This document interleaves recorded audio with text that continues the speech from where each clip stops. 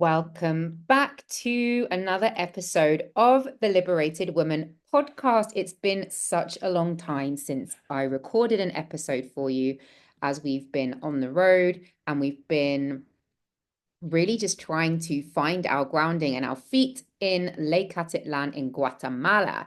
Last time I recorded a podcast on the Liberated Woman, we were actually in Mexico. And we've been living on these Mayan lands of Guatemala now for almost 4 months.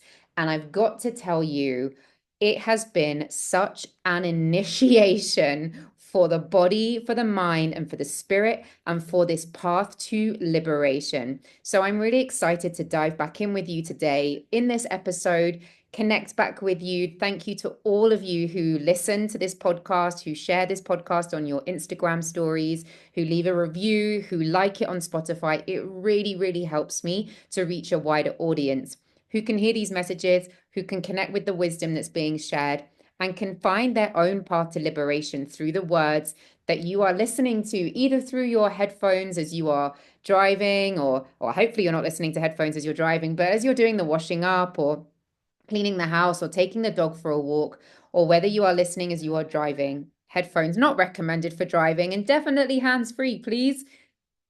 But hopefully the words that land in your ears as you're listening to this really inspire you, really connect you to the truth of who you are. For those of you that are new to this podcast, The Liberated Women, I'm so excited you're here. My name is Shani. I'm a rebirthing breathwork facilitator, ancestral healer, light language channel, oracle seer, and hugely passionately advocate for the feminine liberation path, the path to liberation and sovereignty in this lifetime, in your past lifetimes, for your ancestors, for yourself, and for your legacy. So I recently posted up a story on Instagram talking about spiritual sovereignty and liberation. As I've been going through so many initiations here on these Mayan lands in Guatemala, I've had to really step into a lot more power over spiritual sovereignty when it feels like you are being spiritually attacked. So, I'm going to share a little bit about that today, about how you can start to work with spiritual sovereignty as part of your path to liberation, and some of the stories that have been happening to us since we've been in Guatemala, so I can catch you up on everything that's been happening. I know that some of you watch my stories on Instagram or see my posts and probably have a little bit of an insight into what's going on. But honestly, there's only so much you can share on an app. And I love to get more intimate with you in this space here on the podcast and in my currently free Telegram group called Cycle Breakers, which I will post the link for in the show notes to this podcast. So whether you're watching on YouTube or you're listening on the pod, you will be able to join the Cycle Breakers Telegram group for free currently. I'm considering toying and playing around with making this a paid container very, very shortly. So if you want to join in and have a more intimate space where you get to listen to more nuggets of wisdom, transmissions, energy updates, oracle updates, and you get the first to know about any events, workshops, or spaces or containers that I'm holding, as well as the podcast episodes, then join Cycle Breakers, the Telegram group, for free. As I said, I will post it in the show notes. But for those of you that have been following the stories for a while, you'll see that we've been in Lake Atitlan in Guatemala for the past 4 months. We arrived here from Mexico in November. For me, I loved Mexico. I was super happy in Mexico, but time was kind of ticking away. We'd been there for 6 months. Our visa was running out. And when you've been in a place for a long time and you feel very settled and you feel very connected to the lands, sometimes you get a little bit too comfortable. And so I think we were looking for a little bit of a shakeup in our evolution, in our growth, in our connection to Central America. And Josh, my partner, had heard about Lake Atitlan in Guatemala as a very magical place, a vortex, a space to come and really connect with some very, very deep ancient lands with the Maya people, but also in this magical vortex of lots and lots of other people on the similar sort of path to sovereignty, to liberation, to discovering themselves, to spirituality, to opening up their heart, their mind, their soul, their bodies, their spirits, to really connecting with the essence of who they are. And so we took a 12-hour bus across the border and landed here in Guatemala. And as soon as we landed here, I instantly felt that there was medicine in these lands for me to grow, but I knew that it wasn't going to be a comfortable journey. And as soon as we arrived on these lands, I could feel the lake or the spirits of the lake in Lake Atitlan calling me and recognizing that I was here. So, as an oracle, as a seer, as a psychic, I am able to connect to lands in a way that speak to me so that I understand the spirits of this land. I understand the energy of the land. I understand, without ever having asked any questions about it, what may have happened here at this land and how that is now affecting the collective that lives on the land in the present moment. And so as soon as we arrived at the lake, I felt a very deep, dark energy arising from the bottom of the lake. My light language was going crazy. My hands wouldn't stop moving. My hands were shaking. My body was shaking. And I knew that there was something here for me, that there was some kind of lesson. And as the time progressed, I actually realized that the power that I hold as an oracle, as a seer, as a psychic, is something that I've been cultivating for lifetimes and lifetimes to share this gift with other people, to be able to prophesize, to support people in their ancestral healing journeys, to support women in their journey to liberation. That this is such a powerful gift that lives in my DNA, that lives in me at a cellular system. Whatever spirits were in the lake saw that in me and did not like it. They were like, I don't think so. You've arrived on these Mayan lands. I see your power, and you are absolutely not going to be using that power here. And so they shut me down almost instantly.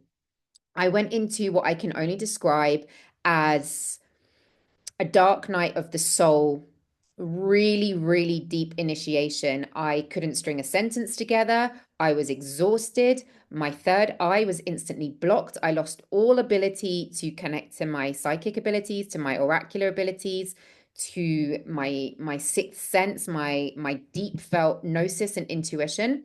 And all I could do was really just lay back and surrender. There was really nothing I could do. And within the first 3 weeks of being here, we sat in a ceremony together, my partner and I. And in the ceremony, I saw that I had been a beggar in a past life. We all have past lives. We all have moments in time, in space and time continuum, where we have played out other roles and other characters and been in different bodies and done things that maybe we weren't necessarily proud of, or things that maybe happened to us that still affect us in this current lifetime. This is ancestral, right? It lives in your lineage, it lives in your past life, it lives in other time, spaces, and dimensions. So I saw that I'd been a beggar in a past life in India, where I'd had to steal from other people in order to survive. And it was really difficult to face that reality of having to be a beggar and having to steal to survive. And in the same ceremony, the lake showed me that I was also a descendant of the real, true royal bloodline, the bloodline of King David that leads down into the Magdalene, that leads down into Yeshua, Christ consciousness. And I saw that I was very deeply connected into that lineage. And I had been stolen from. Specifically, I'd had a lot of jewelry stolen. Now, this is not the first time I've actually seen that scenario play out in a journey or in a ceremony, but this time it was very, very clear. Within 10 days of that ceremony, our house was broken into. And what did the robber steal? He stole my jewelry, an entire bag of jewelry that I had had for so many years, from gold rings I'd received for my 18th birthday to antique jewelry I'd been gifted, to jewelry that I bought on my travels, to from all around the world, real silver, real gold, all these beautiful things that I absolutely love to adorn myself with, was all taken. And in that moment, I realized that whatever was happening with the spirits of the lake, I was being attacked. And this is where the spiritual sovereignty comes in. Because in that moment, I had a choice point. Now, I had two choices. I could stay in the suffering of the robbery and stay in the victimhood of the robbery and stay attached to the jewelry, or I could learn to use this as an alchemical point for my healing, where when I looked at the CCTV camera and I saw that burglar come into our house and steal our stuff, I looked at him and I was literally in my body feeling, oh, he is a beggar. He is someone who really needs to steal in order to survive. The same as I'd seen in my past life journey. But I'm not a beggar in this lifetime. I'm not playing out the role that he was playing out.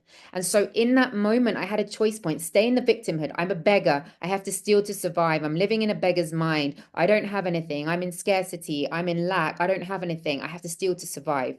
Not really. Like, I don't really steal in this lifetime to survive, right? But like the thought or the feeling in the body is that, like, I don't have enough. I'm in scarcity. Or I can look at that actual beggar, the guy that came into our house and stole our stuff in order to survive, and have compassion for him and see him for who he is, because he's just a fractal of me, part of my ancestry, my lineage, my past life. And in that moment, I made that choice to alchemize it. Because if I allowed that to continue keeping me in a victimhood, I would continue to be spiritually attacked. And this is where spiritual sovereignty comes in, because you get to use your discernment. And discernment is such a key piece to what I teach my clients when they come to me for the one-to-one 8-month liberated woman journey. We have to cultivate a sense of discernment in the spiritual realm, because not everything in the spiritual realm is benevolent, not even your ancestors. I have seen time and time and again, when clients come to me for ancestral healing work, their ancestors coming in and interfering with the space because they don't want that person to break that cycle in the lineage. They want to keep them in suffering because they were in suffering and they've never been released to the light. They've never been released and let go of. And so they might come in and try and attack you. And that can look like interference in ways of making you feel sick. It can affect your health. They can start cutting out the Wi-Fi on session calls, which has happened to me many times with clients, especially ones that are super tapped into their ancestors. Sometimes the Wi-Fi will just cut out. It's been final day. As soon as I get on a client call, the internet stops working, or the Zoom stops working, or the sound stops working, all of a sudden, when it wasn't like that in a previous way. Sometimes ancestors will plant negative thought forms into your mind. And it could be a spirit of your ancestor will plant negative thought forms into your mind to make you think that this work that you're doing is ridiculous and why are you doing this, and make you doubt yourself and put you into a dark space. And so we have to cultivate a sense of discernment and spiritual sovereignty so that you can keep shining in your light, stay centered in your body, stay grounded in your body through this journey, and create a very clear protection around you to stop any spiritual entities or any ancestors that are not benevolent, that don't want you to do this work, to stop them from coming in and interfering. And this is what I felt was happening to me the whole time, the first 3 months that we were here at the lake. And that's why, honestly, I was not really able to share my story at that time. I was still processing and going through so many things. And I felt like I was having to firefight all of these entities, all of these spirits that had seen me arrive at the lake, saw my power, saw my gifts, and were trying to attack me, to shut me down, because they didn't want me doing the kind of work that I do here on these lands. So these are some of the ways that you can cultivate spiritual sovereignty. First of all, you need to have the awareness over it. So if you start to notice negative thought forms in your mind that are playing out, stop, put your hand on your heart, one hand on your womb, and take a breath. And ask yourself, are these thoughts really mine? Are these stories really mine, or am I playing out somebody else's stories right now? Then take another breath and listen for your body truth. Your body will show you signs. You might get a shiver going up and down your body. You might get a very clear no. You might get like a pain in the back of your head. Tune in and ask what that's telling you. Is it a yes or is it a no? And you can even ask for that. If it's a yes, send a shiver down my body. If it's a no, send a shiver up my body. Ask to be supported in that space so that you can actually discern, is this my voice? Are these my thoughts? Or am I currently being taken over by an entity or a spirit or an ancestor, something outside of myself? And I need to come back into sovereignty and I need to come back into my power in this moment. I need to reclaim my power and my sovereignty in this moment. That's the first thing I would do. The second thing is I would send it up to the light, send it up to source. Anything that is not benevolent, that you don't feel that you can handle, you send it straight up to the light, send it straight up to source. Often these spirits, these entities, these ancestors, they want to get your attention because they are suffering. They're either stuck in a limbo space because they weren't released properly into the light, or they're stuck in somebody else's body and they want to be released, or they're trying to give you a message and trying to get your attention. You want to release them up to the light, release their suffering, and just command that it be so. I release you up to the light. You do not have permission to come into my energy field. You do not have permission to come into my auric field. You do not have permission to come into my spirit, into my mind, or into my body. I release you with love now up to the light. And let source take care of it. Let it be released from you. It's not yours to carry. This is why you are breaking cycles. This is why you are a cycle breaker. This is why you are a liberated woman, or you are liberating yourself, because you don't have to carry the stories of your ancestors. This is where you get to say, no, I am a sovereign being and I am liberating myself, and I get to use my discernment and my power to say no. I would also really, really suggest that you spend a lot of time outside grounding and earthing. So spending as much time as you can connected to trees, to wood, to grass, to the earth, away from any screens, away from any EMFs, away from any Wi-Fi, away from any 5G, away from any other channel in which entities and spirits can enter. You want to stay as connected to nature, to the natural state of the world, to the natural state of your humanness, and to the natural state of your soul as you possibly can. So spending as much time in nature, especially when you're feeling overwhelmed or you're feeling attacked, is extremely important. I would also really recommend and invite you into a prayer practice. Now, this can look at variety of different ways for different people. For some people, prayer is connecting directly to source and just speaking to source with gratitude. Like, please use me as a conduit for only benevolent guidance, messages, ancestors, and spirits. I do not give permission for anything that is malevolent or non-beneficial to my highest good to enter into my field. Amen. Awen, aho, ahwen, however you want to end your prayer. Very, very important that you speak with clarity when you are praying, that you really let your prayer be this channeled message that you want to connect to source and to your ancestors and to these spirits in a way that is very clear what it is that you are asking for, so that they don't get confused with it.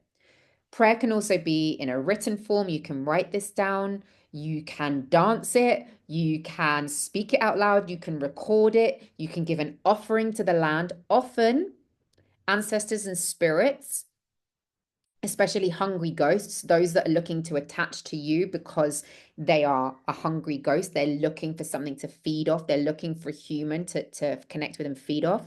Those hungry ghosts need offerings. So feed them offerings, give them flowers, give them sweets, give them tangerines, bananas, fruits, strawberries, whatever you want to give them, and tell them this is for you. Like, I'm leaving this offering for you. I'm giving this for you as a way of reciprocity. Like, I don't want you to use me as a vessel for your hungry ghost. So please, with love and with pleasure and with joy, please accept my offering and my gift. These are just some ways that I personally use spiritual sovereignty, and how I teach my clients to do it too in our liberated women journey. Because often when women come to me for the one-to-one liberated women journey, and this is my highest touch point mentoring. So this is 8 months with me in a container, online or in person if you happen to be around in my area, but currently just taking online clients. If you are working with me for these 8 months, we're going to dive deep deep into your ancestry, deep into your lineage, deep into your birth and your birth script, deep into the patterns that are playing out in your life. And we're gonna extract these patterns, these cycles, these behaviors. And we're going to be releasing ancestors. We're going to be releasing entities. We're going to be releasing spirits, curses, vows, anything that was placed upon you to keep you in suffering, because we don't want you in suffering. I want you liberated and sovereign and free and really grounded in your body. Don't forget, you are having a human experience. So as much as we are going into your ancestry and your lineage and we are working energetically in those realms, I want you to be able to apply that to your day-to-day life as a human being in the way that you interact with your partners, your friends, your communities, your sisterhood, your children, your work colleagues, the bus driver, the woman at the shop, the man, I don't know, taking your dustbins out. Like, this is something that ripples out into your field, into your immediate community, not just in for yourself, like primarily, yes, for yourself, so that you feel more confident, more connected, more alive, more purposeful, more vital in your body, in your mind, in your spirit, of course. But this has this ripple effect. We're doing it for the ancestors, for the lineage, and for the legacy, for the ones that come after you and the ones that are around you in your present moment. And so in this 8-month container, we have 2 sessions a month. We dive deep. You get to have contact with me via Telegram, Monday to Friday in between. So if you have questions or you want to send me voice notes or you have things cropping up for you, I'm there for you in between. And in between each session, I also set you something called soul work, so that you can start to integrate your teachings and your learnings into your day-to-day life and start applying it and seeing that shift happening for you in real time, in your reality, in your life. Because after all, you are a human being on this earth at this time, having a human experience. And it's so important that we don't forget that when we are traveling in the spiritual realms, that we are actually here on this earth at this time as well. And so spiritual sovereignty can not only support you in your liberation journey with your ancestors, but it also supports you in your day-to-day life. It helps you to increase your boundaries. It helps you to get clearer on who you are. Helps you to get clearer on your discernment. It helps you to stay focused and in clarity in who you are and not get distracted and pulled out into this world that is fully distracting and fully confusing and fully discombobulating. And so it's not just here to support you in the spiritual realms, it's also here to support you in your day-to-day life, which at the end of the day is you having your human experience as a liberated woman, as a woman who is liberating herself and breaking these cycles from your family lineage, that is then supporting you to live a life that feels alive, that feels connected, that feels full of juicy eros, that feels full of love and pleasure and joy, and all of the other spectrum of emotions in between. But now you'll be able to hold them, you'll be able to connect with them and feel safe with them as part of your journey. So I hope this has been helpful for you. We have 4 more days now in Guatemala, and then we are heading to Colombia. So I'm going to be updating you from Colombia next time, which I am super excited about. We are crossing the continent from Central America into South America, and there is so much coming through for me around that. I'm going to do a whole other podcast episode based just on that. Thank you so much for tuning in today. If any of what I've said has resonated with you, please head to the show notes. You can book in for an ancestral healing session with me. You can book in for a light language activation session with me, where I will just literally like do cosmic surgery on you, go straight into the root of your issue, and we'll just literally pull it out using light language, using sound, using toning, using movement and energy work to really get straight into that root and pull it out from the inside out, so that you can feel leaving lighter, calmer, more connected and alive in your being with more clarity moving forward. You can book an ancestral healing session with me, or a series of ancestral healing sessions where I can take you through those sessions to really unravel and unbreak those cycles and those patterns that have been living out in your lineage for years, that you get to say, no, the story ends here with me. You can also book in for breathwork journeys with me, these deep shamanic rebirthing breathwork journeys, where you will have a very somatic experience to release past trauma, memories that are stuck in your body, again, leaving you feeling lighter, calmer, with more clarity, more availability for the openness, the magic, the medicine, and the miracles of life.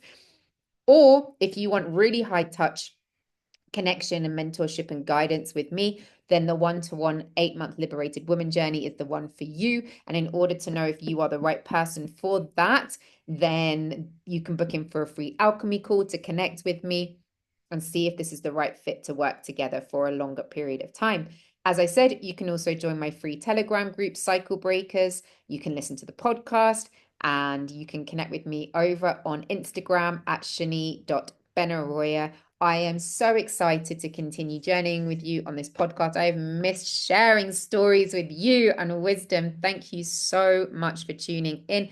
If this resonated with you, please share it on your Instagram stories and tag me.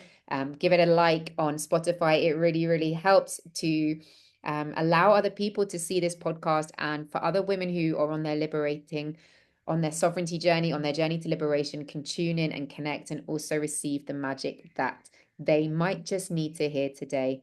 Thank you so much. I love you. I love you. I love you.